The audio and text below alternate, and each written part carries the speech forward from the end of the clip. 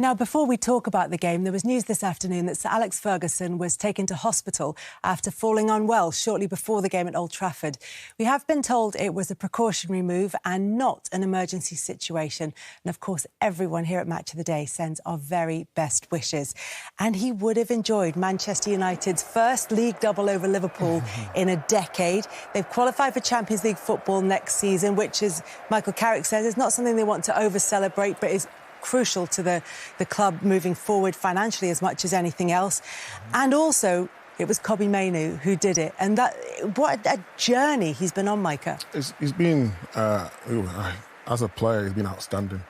But today I thought he was exceptional, not just because of the stuff that I'm going to talk about here, the defensive. It's football intelligence, game intelligence, football IQ, all those things, understanding the positions you need to be in when you're in this position here. Obviously helped by Casemiro, and Kobbie Mainoo's always been a player that we've liked and we've talked about for so long. But we didn't know what, was he 8? Was he a 6? Was he a 10? I think he's found his position now and he feels at home. And when I talk about the football intelligence, this is what I'm talking about. He keeps his game very safe when he needs to, and then arrives late when he needs to also. He sees the space in front of him and then taking the risk, and then can you finish? And the finish was brilliant. And I've been in that situation when you're a young boy and everyone's talking about you, and it's very difficult to keep that level of consistency. But his consistency, we just got some stats here to show you how good he was in that game in terms of his passes, possession won, distance covered, but the goal he scored, and it was a big goal against Liverpool. But just a psychological sort of place that he's in. When everyone's telling you how good you are at 21 or 20 before, and he's played for England and he's played in big games, and you're left out by the manager, how do you deal with that? And he's dealt with it spot on. His attitude's been brilliant. He could have lost his confidence, but he didn't lose his confidence. And he puts in a performance like that. So it wasn't more about analysing his game and what he did. It's more about how he was taking on information and could he perform in his head, because he's had a manager who didn't fancy him, and Carrick has put his arm around him, and these are the performances that you're getting from him week in, week out, and I just love to see it. And tied him into that long-term contract at Manchester United as well. I could do with one of those. Kobbie Mainoo had the decisive moment in the game. There was one moment of controversy with Benjamin Šeško's goal, and when Arne Slot was asked about it in his post-match press conference, he was animated.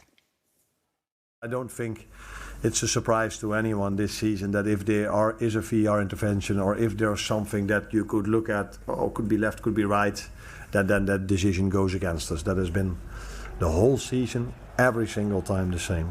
This is a complete pattern over the whole season, but there's also a pattern that we concede ridiculous goals when we are the better team, that 1 or 2 switching off, and then we concede a goal. And that is more, that we have more influence on, so I should focus much more on that than on these referees' decisions that go against us. But it's clear that it's the whole season the same. And we will have a look at the way that Liverpool played in this game in just a moment. But we just want to clear up the Šeško goal. And was it handball? Was it not handball? Well, what did you think, Alan? Well, I thought it was handball, yeah. And I think, I don't want to see these goals disallowed, right? I mean, I think that the handball laws are complete nonsense anyway, and this law is as well. But in terms of consistency and applying the law correctly, I think me and Micah agreed straight away that we both said that's hit his hand. You can see the motion of the ball move. Correct. Because it hits his left hand there. It's only a slight touch, I get that, and as I said, I don't want to see them disallowed, but when they're applying the law, and that's what they say, if it hits any part of your hand and you're the goal scorer, it should be disallowed, and that should have been disallowed. They say that was inconclusive, the footage. But it's there for us, for all. See? The motion of the ball changed, didn't it? And that's what you need to look at. Like Alan said, we don't want to see goals given away for this when we're talking about fingernails or whatever. But the law is, if it comes off your hand, which it clearly did, in our view, the goal shouldn't have been given. It's as simple as that. But isn't it? I mean, we're at this stage.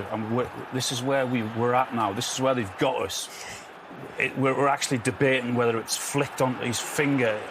we'd have talked about this before as well. We always found this stuff to talk about. But look, in terms of the way that Liverpool played, Arne Slot said very honestly, that decision is not what cost Liverpool the game. The bits that they can control, they didn't get right, particularly in the first half, Alan. Yeah, well, their defending, I thought, was all over the place again. And for large parts of this season, that's why they're in the position they are and having the season they are. I mean, I think that's quite a simple header from Andy Robertson. Should be doing a lot better. That's the goal they concede. But they're actually all over the place, even when they gave the ball away here. Van Dijk gets caught in no man's land. He's not sure where to go in tight. Then all of a sudden he doesn't want to run in behind and stay with Fernandes. Lets him run there. And again, I mean, that's a very, very good ball in, but they have so much space. Then Konate has a look behind him. Then Robertson has a look behind himself, and he can see Bruno Fernandes. And eventually when the ball goes in, now, Bruno Fernandes is a fantastic player, but I don't think he should be winning that ball at the far post against Andy Robertson, against the quality of the defender that he is. Again, look at the space he's got to run into there. The ball eventually comes out on the right-hand side, but Fernandes in the middle should do better. He's got incredible amounts of space.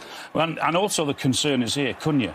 How on earth can he have so much time to take a touch and turn, take another touch, and then, I mean, Konate just gets it so wrong. I mean, goodness me, that just sort of summed Liverpool up and the season that they're having. And Van Dijk decides to go in and close down on his own. No one near him at all. But have a look at the back line here. When the ball eventually comes in, how far Kirkes is behind. I mean, look at that line there. Yeah, it really is remarkable. I mean, to be fair to him, he does get across and he does get the ball eventually. But again, it's comical defending. Kirkes comes on for Robertson. He again has a look at Ahmed. He can see him. Smallest man on the pitch, chips it in, and he heads it this time at the far post. Then McAllister gets his clearance all wrong. It's a very, very clever finish. But Liverpool defensively, goodness me, so many errors, and they've been punished for it all season, as they were today. What about Manchester United and their immediate future? Is Michael Carrick the man to take them forward? We've asked this question so many times since he took over. What we can see and what the facts behind this are that if the table started when Michael Carrick took over, Manchester United would be top and clear top, 5 points ahead of Arsenal. They've qualified for Champions League football. They've signed Kobbie Mainoo up to a long-term deal and presumably increased any value that they would get if they were to sell him on. I know there's an emotional pull, but is there a sensible business decision to be made here as well? Well, it brought him in to do a specific job, and he's done that job very, very well. And in those games he showed he's won in big games as well. He's beaten City, beaten Arsenal, beaten Liverpool. So for me, yes, he at least deserves the chance to go again. I don't know, maybe a one-year contract with different incentives if he hits different targets. But he was brought in to do a job, and he's done that job. Who else would they bring in if not Michael Carrick? I mean, people keep asking that question. I think you need to be careful what you wish for. They've got a good manager there. He knows what he's doing. He knows the club, and he's getting results. What more do you want? Now, Andrew.